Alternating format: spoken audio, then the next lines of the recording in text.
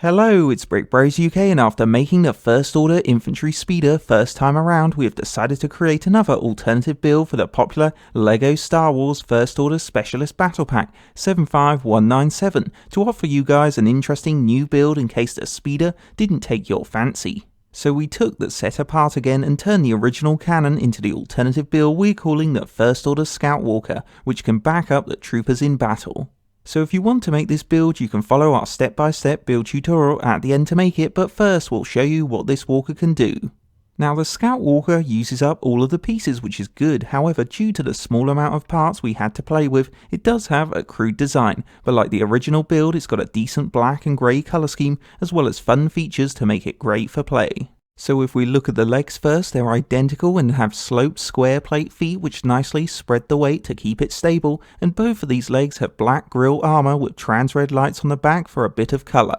They also have double hinge points that we admit are a bit restrictive, but they help make the legs more flexible for walking and putting it into different action poses, which is nice flexibility. Moving up the walker, we built the cannon's turntable into the head section so you can spin it 360 degrees, which allows the driver to aim and launch his weapons in any direction. Now the weaponry consists of this simple Technic black cannon and blaster on the front. Then to the side here we attach the spring-loaded missile for the real firepower, which is fun to unleash at anyone who gets in the way. Following on from the weapons above, we decided to use the curved black piece for the main blast shield to protect the driver that's been decorated with a couple of sloping grey parts. And directly behind this shield is the cockpit featuring an encased single driver seat complete with red button controls, which is the perfect place to put one of the executioners to take control of the walker.